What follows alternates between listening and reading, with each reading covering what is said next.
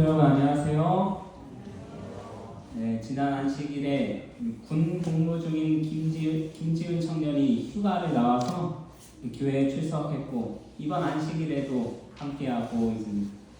매 안식일 열심히 교회에 출석하고 있는 부대에서 매 안식일 열심히 교회에 출석하고 있는 소식과 더불어서 두 명의 동기와 함께 교회에 함께 나가고 있다는 소식을 듣고 얼마나 감사했는지 모르겠습니다. 김지현 청년이 군 입대하기 전에 안식일 저녁에 성도님들이 함께 모여서 예배를 드린 적이 있습니다. 그때 그 예배를 파송 예배라고 하였습니다. 이제 군 선교사로 파송되는 거라. 파송 말씀으로 늘 말씀 위에 굳건히 서서 예수님 닮은 품성으로 그곳에서 주님의 사랑을 전하는 선교사로 살아가길 바란다 라고 하였었는데 하나님의 말씀이 실현돼서 참으로 기쁩니다.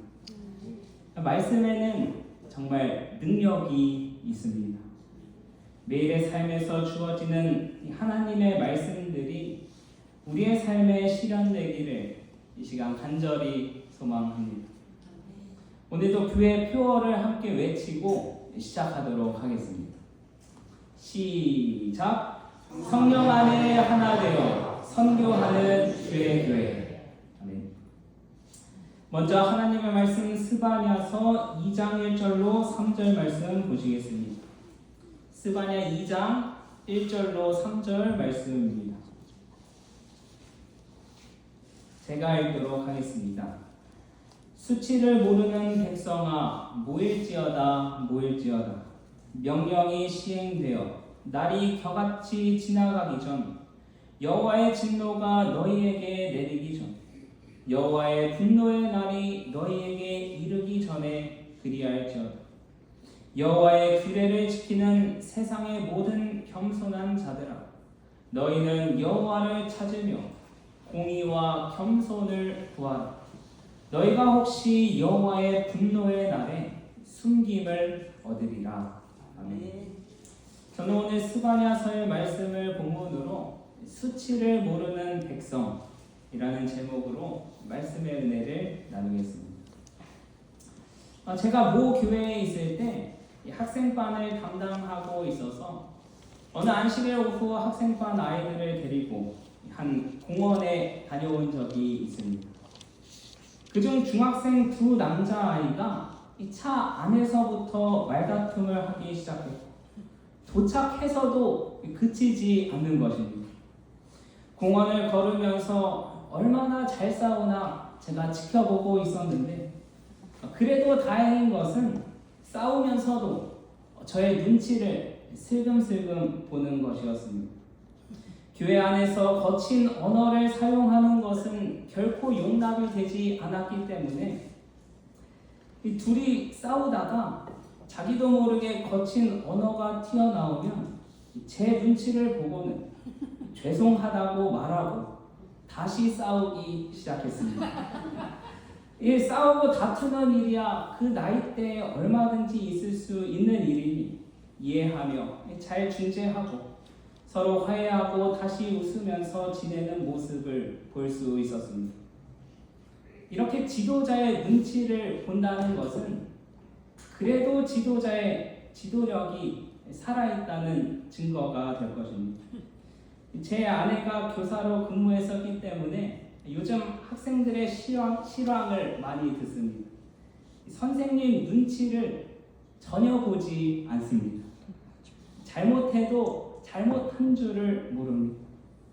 아이들뿐만 아니라 현 시대가 그렇습니다.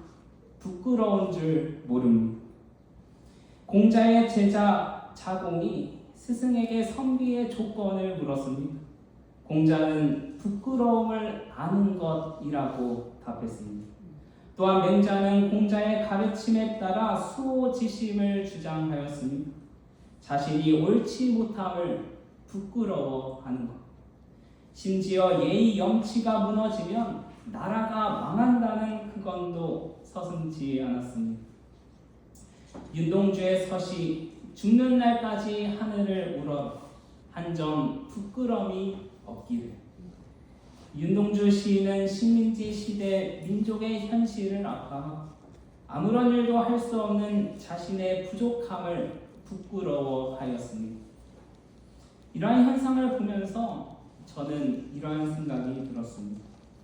그렇다면 나는 내 인생을 지도하시는 하나님의 눈치는 얼마나 살피는가? 하나님께서는 스바냐 선지자를 통하여 마지막 때를 살아가는 저와 여러분에게 다음과 같이 호소하십니다. 수치를 모르는 백성아. 여기 수치를 모르는 백성에서 이 수치의 원어인 카사프의 뜻은 사모하다, 간절히 바라, 열망하다라는 의미를 가지고 있습니다. 선지자는 지금 열망이나 동경이 없는 백성들아 라고 부르며 경고의 말씀을 시작하는 것입니다. 백성들이 그저 현 상태에 만족하고 더 나은 것을 열망하지 않는다는 것입니다. 우상 숭배와 죄악을 회개하고 나라의 회복을 간절히 바라야 할 때임에도 불구하고 그러지 않는다는 것입니다. 그랬기에 당시 스바냐는 백성들을 부끄러움을 모르는, 수치를 모르는 백성이라고 지칭한 것입니다. 수치를 모르는 백성. 이 말은 단순한 책망을 넘어서 백성들의 가장 위험한 상태를 나타내고 있는 것입니다. 죄를 짓는 것보다 더 무서운 것은 죄를 짓고도 아무런 느낌이 없는 것입니다. 예레미야 6장 15절에서는 이 부끄러움을 모르고 살아가는 백성들의 결말을 다음과 같이 말씀합니다. 그들이 가증한 일을 행할 때에 부끄러워하였느냐? 아니라 조금도 부끄러워하지 않을 뿐 아니라 얼굴도 붉어지지 않았느니라. 그러므로 그들이 엎드러지는 자와 함께 엎드러질 것이라. 내가 그들을 벌하리니 그때에 그들이 거꾸러지리라. 여호와의 말씀이니라. 사랑하는 성도 여러분, 우리는 지금 어떠한 열망을 가지고 있습니까? 그저 현세에 만족하며 살아가고 있지는 않습니다. 하나님을 두려워하지 아니하, 하나님의 눈치도 보지 아니하, 부끄러움 없이 살아가고 있지는 않습니다. 후한 무치, 얼굴 가죽이 두껍고 부끄러움이 없다는 뜻의 고사성어입니다. 낯짝이 두꺼워 체면을 차릴 줄 모르고 잘못을 저지르고도 뻔뻔하게 부끄러움을 느끼지 않는 태도를 말합니다. 보통 부끄러운 일을 하고도 오히려 적반하장으로 나오는 경우에 이 고사성어를 사용합니다. 이 세상은 후한 무치의 세상입니다.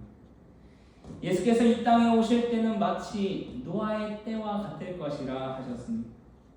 우리는 지금 그 말씀이 마음에 더욱 와닿는 세상에 살고 있습니다. 죄가 죄인 줄도 모르고 살아가는 세상.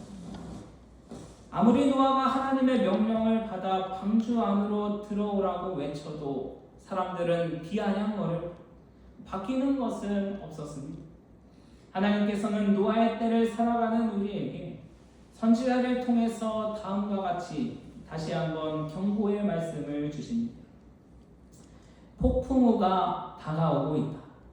그러므로 우리는 하나님께 회개하고 우리 주 예수 그리스도를 믿음으로 말미암아 그 맹렬한 폭풍을 대처할 준비를 갖추어야 합니다. 주께서 일어나사 땅을 놀랍게 진동시키실 것이다. 우리는 사방에서 분란이 일어나는 것을 볼 것이다. 예기치 않은 화재들이 발생할 것입니다. 어떠한 인간의 노력으로도 그 불을 진화하지 못할 것이다. 지구의 궁전들은 맹렬한 화염으로 잿더미가 될 것이다. 철도 사고는 더욱 빈발하게 될 것이다. 혼란과 충돌과 또한 일각의 예고도 없는 사망이 중요한 교통로에서 일어날 것이다. 이 하나님의 모든 예언이 일치하고 있습니다. 인간의 노력으로도 진화할 수 없는 불, 예고도 없는 교통로에서의 사망. 이렇게 혼란과 충돌의 세상에서 마지막 때를 살아가는 우리에게 오늘 하나님께서는 어떠한 말씀을 주셨습니까? 수치를 모르는 백성아, 모일지어다, 모일지어다. 사람은 혼자 있으면 자신의 상태를 잘 알지 못합니다. 그런데 말씀 앞에 함께 모이면 자신의 상태가 보이기 시작합니다. 영적인 부끄러움이 되살아납니다. 또한 우리는 돌이키기 위해서 함께 모여야 합니다. 스바냐 2장 2절을 보면 바로 이어서 이렇게 말씀합니다. 여호와의 진노의 날이 이르기 전에, 즉 심판이 오기 전에 돌이킬 기회를 주시는 것입니다. 성경을 보면 회개와 구원은 대부분 이렇게 모이는 자리에서 일어났습니다. 느헤미야 시대에 백성들이 모여 죄를 자복하여 오순절에 사람들이 모였을 때에 성령이 역사해 노아의 방주에 모였을 때에 구원을 얻게 되었다는 것입니다. 그래서 히브리서의 말씀에서도 다음과 같이 권면합니다. 우리 히브리서 10장 24절 25절 말씀 함께 읽겠습니다. 시작. 서로 돌아보아 사랑과 선행을 격려하며 모이기를 패하는 어떤 사람들의 습관과 같이 하지 말고 오직 권하여 그날이 가까움을 볼수록 더욱 그리하자. 그날이 가까워질수록 모이기를 패하지 말라는 것입니다. 영감의 글에서도 다음과 같이 말씀합니다. 시대의 징조들은 만물의 마지막이 임박했음을 알리고 있으므로 우리는 주님께서 언제 오시든지 항상 준비된 상태로 깨어 굳게 서야 합니다. 우리는 서로 격려하고 가르치고 위로하기 위해 모이기를 등한히 하지 말고 희망과 신뢰심을 가지고 기다리면서 이 어두운 세상에 우리의 빛을 밝게 비춰야 한다. 마지막 때가 될수록 어떻게 해야 한다고 말씀하고 있습니까? 서로 격려하고 가르치고 위로하기 위해 모이기를 등한히 하지 말라고 말씀합니다. 그런 모임을 통하여 희망과 신뢰심을 가지고 이 어두운 세상을 밝히는 우리의 모습이 되어야 합니다. 증언보감의 말씀에서는 모여서 우리가 어떠한 열망을 가져야 하는지 더 구체적으로 설명하고 있습니다. 우리는 모이기를 패하지 말라는 권고를 받았지만 그 같은 모임이 단지 우리들의 마음을 상쾌하게 하는 것만이 되어서는 안 된다. 모이는 것은 좋으나 자기 만족만을 위해서 모이지 말라는 것입니다. 우리는 말로 위로를 나눠주고자 하는 큰 열망으로 뜨거워져야 합니다. 하나님의 영광을 위하여 큰 열심을 내고 우리의 슬픈 표정이나 무분별한 말로써라 마치 하나님의 요구가 우리의 자유를 제한하는 것처럼 그릇된 보고를 하지 않는 것은 우리의 의무이다. 우리는 태도와 기질, 말과 성품에서 하나님의 역사하심이 선함을 증거해야 한다. 그런데 안타깝게도 사람들이 모이면 어떻습니까? 많은 말들이 오가 문제가 생깁니다. 그러나 하나님께서는 선지자를 통해 분명히 말씀하십니다. 모든 모임이 하나님의 영광이 되어야 한다. 모든 모임 속에서 슬픈 표정과 무분별한 말로 서로에게 시험을 주지 말아야 할 것입니다. 그리고 무엇보다도 우리는 태도와 기질, 말과 성품에서 하나님의 역사하심이 선하다는 사실을 증거해야 한다는 것입니다. 사랑하는 성도 여러분, 우리의 모임 속에 하나님에 대한 열망이 가득하길 간절히 소망합니다. 우리의 모임 속에 슬픈 표정과 무분별한 말이 오가기보다는 희망으로 가득 찬 표정과 서로를 향한 격려와 사랑이 오가길 간절히 소망합니다. 이제는 우리의 모든 태도와 기질, 말과 성품이 하나님을 닮아서 우리의 모든 모임 중에 하나님의 역사하심을 증거하는 저와 여러분이 되시길 간절히 소망합니다. 이어서 스바냐 선지자는 수치를 모르는 백성들, 여호와의 분노의 날에 숨김을 얻으려면 다음과 같이 해야 한다고 말씀합니다. 여호와의 규례를 지키는 세상의 모든 겸손한 자들아, 너희는 여호와를 찾으며 공의와 겸손을 구하라. 너희가 혹시 여호와의 분노의 날에 숨김을 얻으리라. 여호와의 분노의 날에 그분께서 구하라고 하신 세 가지는 바로 여호와를 찾으라, 공의를 구하라, 또 겸손을 구하라는 것입니다. 여호와를 찾으라는 말은 하나님을 다시 우리의 삶의 중심에 두라는 뜻입니다. 성경에서 찾는다는 말은 간절히 구하고 의지함을 뜻합니다. 너희가 온 마음으로 나를 구하면 나를 찾을 것이요 나를 만나리라.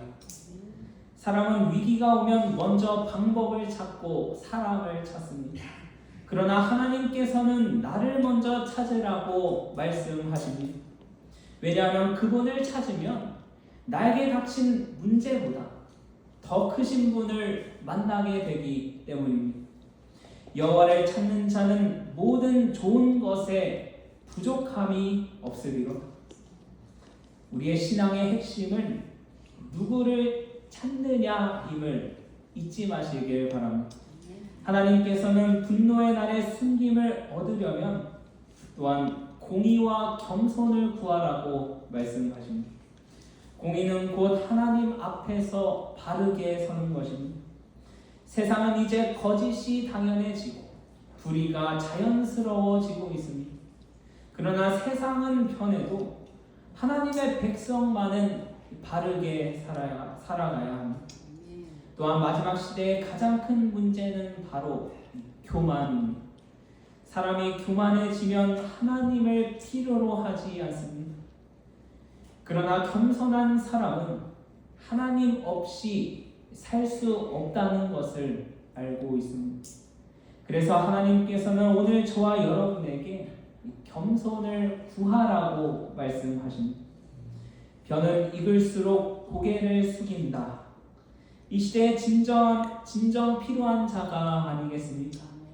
놀랍게도 하나님께서는 여호와의 분노의 날에 숨김을 얻으려면 겸손하라고 말씀하십니다. 그리스도의 겸손을 닮아서 하나님을 두려워하는 자가 진정 숨김을 받을 것이라고 말씀하고 있습니다. 그대는 시간이 없다. 사단의 덫에서 자신을 구원하기 위해서 강한 노력을 기울이라. 그대는 예수께 배워야 한다. 그는 온유하고 겸손하시다. 그러면 거기서 쉼을 얻을 것이다. 하나님을 두려워하는 가운데 성결을 이루어 정결하고 거룩한 천사들과 함께 지내기 위해 준비되는 일은 그대가 반드시 해야 할 일이 아닌가. 그대는 하나님 앞에서 겸비해야 하며 온유와 의를 구하며 주님의 맹렬한 분노의 날에 숨김을 받아야 한다. 사랑하는 성도 여러분, 하나님께서 이 마지막 때에 진정 자신의 수치를 아는 겸손한 자를 찾고 계심을 잊지 마시길 간절히 바랍니다. 온유하고 겸손하신 예수 그리스도를 날마다 바라보므로 세월이 지날수록 고개를 숙이며 아름답게 익어가는 저와 여러분이 되시길 간절히 바랍니다. 사랑하는 성도 여러분, 이 시대는 이제 죄를 죄라고 말할 수도 부끄러워해야 할 일이 자랑이 되는 시대가 되어버리고 말았습니다. 그래서 하나님께서는 저와 여러분에게 강력하게 호소하십니다. 수치를 모르는 백성아 모일지어다. 우리를 살리기 위해서 하나님께서 부르고 계십니다. 하나님의 백성은 더욱더 하나님께 모여야 합니다. 세상이 죄를 자랑할수록 하나님의 백성들은 더욱 거룩을 붙들어야 합니다. 세상이 수치를 잃어버릴수록 하나님의 백성들은 더 겸손히 하나님을 열망해야 합니다. 사랑하는 성도 여러분, 하나님께 가까이 모이는 사람은 결코 무너지지 않음을 기억하시고, 말씀 앞에 모이는 사람은 결코 무너지지 않음을 기억하셔서 이제는 나의 부끄러움을 깨닫고 수치를 아는 백성으로 살아가게 되시길 이 시간 간절히 소망하면서 말씀을 마치겠습니다.